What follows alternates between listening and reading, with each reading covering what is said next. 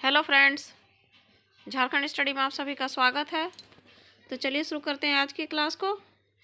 आज की क्लास में हम लोग झारखंड की नदियों को देखेंगे। इसका 2 पार्ट अपलोड हो चुका है, यह इसका तीसरा पार्ट है। तो चलिए देखते हैं दोस्तों। आज का 41 नंबर सवाल है, बोध गया के पास फल्गु नदी किस नदी में मिलती है? तो इसका उत्तर होगा दोस्तों ऑप्शन नंबर ए, मोहना नदी। बोध गया के पास जो फल्गु नदी है यह मोहना नदी में मिलती है। मोहना नदी में जब यह मिलती है तो यह विशाल रूप धारण करती है और यहीं पर पितृपक्ष के समय पिंडदान का कार्यक्रम किया जाता है। गया में पिंडदान जो है वह फल्गु नदी के तट पर ही किया जाता है। फल्गु नदी का उद्गम स्थल कहाँ है दोस्तों? यह है छोटा नागपुर पठार के उत्तरी भाग में। फल्गु नदी का उद्गम स्थल छोटा नागपुर पठार का उत्तरी भाग।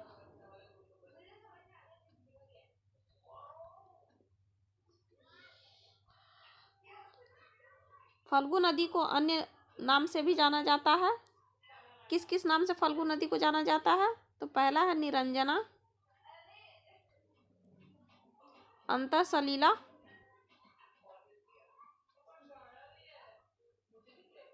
या नीलांजना। इस 3 नाम से फल्गु नदी को जाना जाता है। चलिए अगला सवाल देखते हैं। इनमें से किस नदी में पितृपक्ष के समय पिंडदान किया जाता है? तो इसका उत्तर होगा दोस्तों ऑप्शन नंबर डी, फल्गु नदी। फल्गु नदी में ही पिंडदान किया जाता है। अगला सवाल है, निम्न में से किस नदी का उद्गम स्थल छोटा नागपुर पठार है? तो छोटा नागपुर पठार में किस नदी का उद्गम स्थल है दोस्तों? तो यह है सकरी नदी का। छोटा नागपुर के पठार से सकरी नदी का उद्गम स्थल है। सकरी नदी की सहायक नदी कौन कौन है?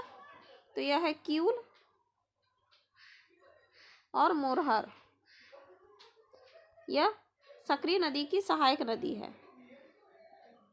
सकरी नदी का मुहाना कौन सा है दोस्तों? अर्थात ये किस नदी में मिलती है? तो यह गंगा नदी में यह मिलती है। सकरी नदी को रामायण में किस नाम से जाना गया है? तो रामायण में इसे सुमागधी के नाम से जाना गया है। और जो सकरी नदी है यह मार्ग बदलने के लिए प्रसिद्ध है। यह मार्ग अपना अत्यधिक बदलती है। अगला सवाल है, निम्न में से कौन सी नदी बिहार एवं झारखंड दोनों प्रदेश में प्रवाहित होती है? तो बिहार और झारखंड में दोस्तों सकरी नदी भी प्रवाहित होती है, फल्गु नदी भी प्रवाहित होती है और पुनपुन नदी भी प्रवाहित होती है। इसके लिए इसका ऑप्शन डी होगा उत्तर। अगला सवाल है 45 नंबर सवाल, निम्न में से कौन सी नदी सकरी नदी की सहायक नदी है?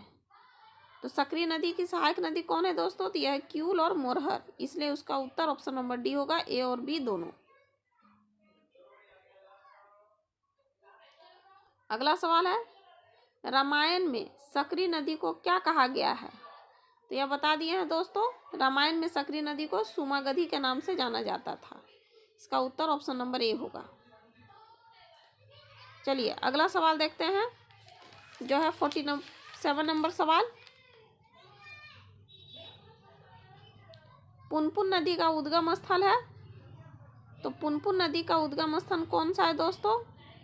तो यह है हजारीबाग पठार। पुनपुन नदी का उद्गम स्थल है हजारीबाग का पठार और यह झारखंड में सिर्फ पलामू का उत्तरी क्षेत्र में सीमा बनाती है। और यह जो है किसके समानांतर बहती है पुनपुन नदी? तो यह जो है सोन नदी के समानांतर बहती है।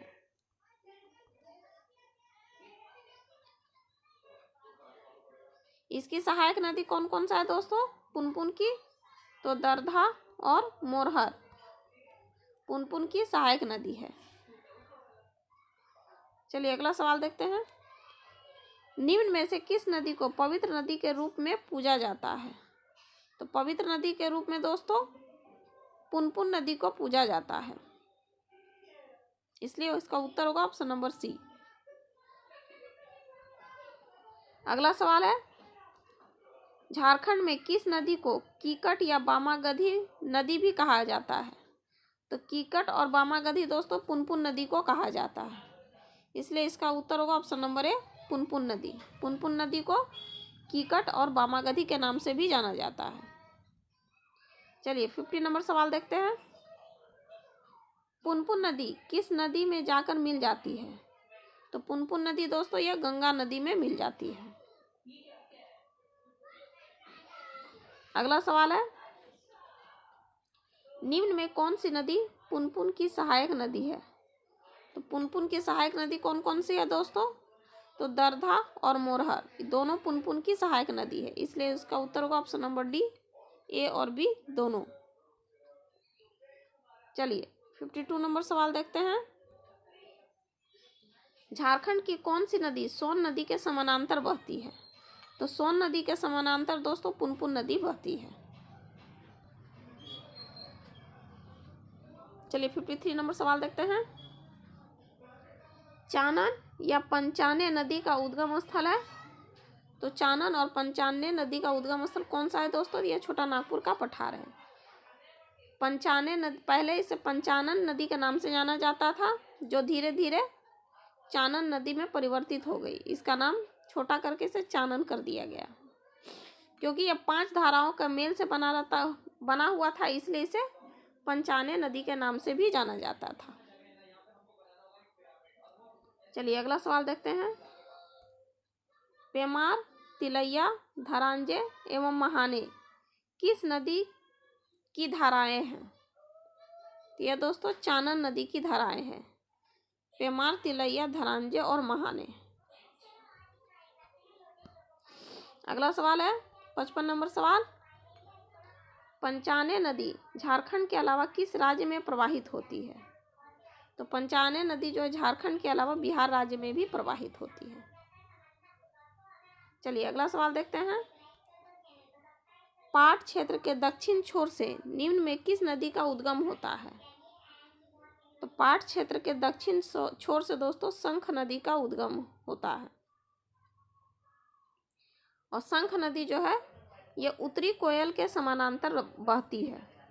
किस नदी के समानांतर बहती है दोस्तों? तो यह उत्तरी नदी के समानांतर बहती है। इसका जो उद्गम है यह पाट क्षेत्र के दक्षिणी छोर से हुआ है। शंख नदी पर ही कौन सी जलप्रपात है दोस्तों? तो यह है सदनी घाघ जलप्रपात, यह शंख नदी पर है। अगला सवाल है 57 नंबर सवाल। शंख नदी नेतरहाट पठार के पश्चिमी छोर में किस नदी के विपरीत बहती है? तो यह दोस्तों उत्तरी कोयल के विपरीत बहती है। अगला सवाल है अजय नदी से। अजय नदी का उद्गम स्थान कहाँ है? तो अजय नदी का जो उद्गम स्थान है दोस्तों यह मुंगेर है। मोती झरना जो है यह दोस्तों अजय नदी पर ही यह झरना स्थित है। अगला सवाल है अजय नदी झारखंड में सर्वप्रथम किस जिले में प्रवेश करती है?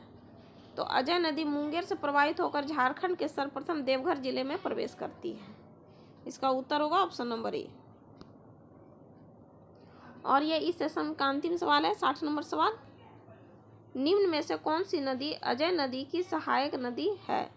तो अजय नदी की सहायक नदी कौन सी है दोस्तों? तो यह है पत्थरों और जयंती, इसलिए इसका उत्तर होगा ऑप्शन नंबर डी, ए और सी दोनों अजय नदी की सहायक नदी है। तो चलिए दोस्तों आज के लिए बस इतना ही। अगले सेशन में जो और रेस्ट झारखंड की नदियों से जो संबंधित सवाल छूट गए हैं उसको देखेंगे। इसका 2 पार्ट और आएगा दोस्तों। धन्यवाद।